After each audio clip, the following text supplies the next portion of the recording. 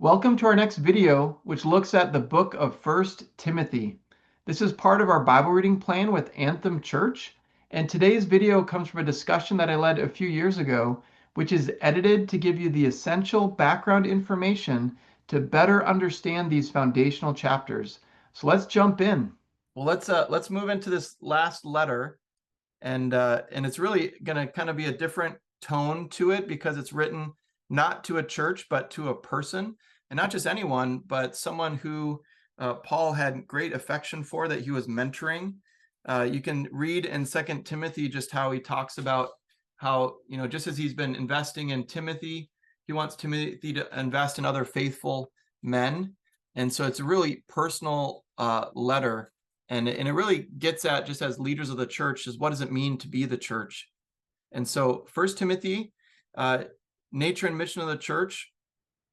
Paul, as we read through the book of Acts, he developed a large team of co-workers in his mission to start new churches, including Timothy. We talked about that, how Paul met Timothy in Lystra, met his family, and was so impressed by his devotion to Jesus that he both mentored him for many years and then sent him on missions to support and establish churches.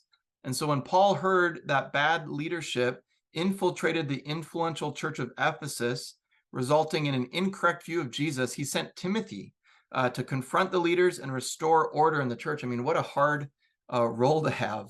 But this letter is designed with an opening and a closing commission for Timothy to confront the leaders. And then these two bookend two central sections on practical problems for the church. And you'll see kind of there's a linking of poems that exalt Christ as King of the world to kind of move through these different sections. So let's jump in with chapter 1. Paul recalls how he sent Timothy to confront leaders who were spreading a strange teaching based on their speculation about the law, the Torah. Their strange teaching perpetuated odd conclusions about food and marriage that were inconsistent with the teachings of Jesus. It divided the church and it generated controversy. It really stirred things up. And that is a clear sign that a teaching is distorted. Correct teaching for Paul leads people to see the grace of God revealed in Jesus, who came to save broken people, and results in love and genuine faith. And so he closes with a poem recognizing Jesus as king over all the world and calling Timothy to stop these false teachers. Then we move into chapter 2, where he begins to address the problems, the specific problems caused by the false teachers. First, he calls the church to hold regular gatherings to pray for the governing leaders in Rome and for peace so that the gospel can spread throughout the known world. And then in contrast to the false teachers, Paul reminds Timothy that God wants to rescue the whole world, and he believes prayer will keep this at the forefront of their minds. So there's a huge emphasis on prayer.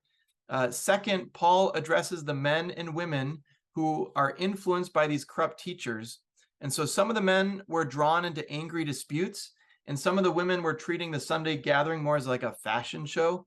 Not only that, but some of these women were also usurping leadership positions in the church, and they're teaching corrupt theology. So Paul is clear that these women need to come under Timothy's leadership for proper training. So he really wants them to grow in an understanding of who Jesus is and what he's done. And the goal for them is to grow and possibly become like the other outstanding female leaders who Paul mentions in his other letters, like Phoebe, Juana, and Priscilla. So then we come to chapter 3, where Paul addresses the leadership crisis by calling Timothy to appoint a small team of men.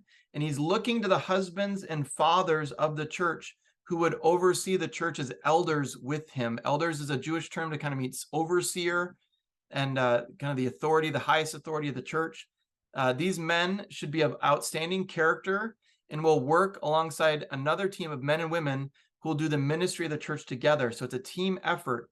And Timothy only needs to look for men and women who demonstrate leadership in their family, because the church is God's family. And if they cannot care for their own family, then they should not care for the church family.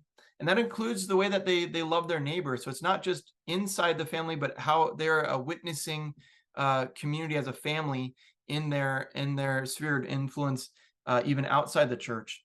And then it closes with a poem that explores the incarnation, death, resurrection, and exaltation of Jesus, which is to say the way of life they live together is to be consistent with the story of Jesus that we looked at in Philippians and Colossians as well.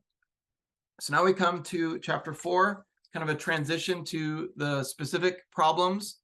And so Timothy receives instructions specific to the problems of this church caused by these bad leaders. First, he is to correct their legalistic theology, which is calling the church to avoid certain foods in marriage. And so Paul reminds Timothy that all of God's creation is good, is created good, and is to be received with gratefulness. Then we move into chapter 5, where Paul addresses the importance of caring for the widows in the church. In this church, the younger widows were taking advantage of the church's generosity and even damaging the reputation of the church in the city. So only older widows with no family nearby should receive financial support from the church. So it gives some boundaries and some wisdom to how they're to be helping one another as a church. And then next, Paul addresses the older men who are causing problems and directs Timothy to lovingly confront them. He's to respect their age, but not to permit their behavior, which was damaging the reputation of the church. And then we come to chapter 6, the first part. Paul addresses the Christian slaves who are disrespecting their Christian masters. And while the gospel creates equal standing for Jesus' followers, the transformation of the household should happen in a strategic way that does not compromise the mission of the church. We'll talk about that when we get into Paul's theology. But in this case, if Christians are associated with the slave rebellion, then their ability to engage their neighbors is compromised. So he's really thinking about the church's role and their mission in their city. And then it closes chapter 6 by calling Timothy to confront these corrupt leaders and expose their selfish motive to make a lot of money. And so he talks a lot about wealth in this part of the letter, and just wants them to make sure that they understand that as these teachers, that they betray Jesus and his message of contentment, and so by making it about money. And so Paul really instructs the wealthy to be rich in good works and generosity, submitting all their resources to King Jesus. And then that inspires the final poem about Jesus as the King of Kings.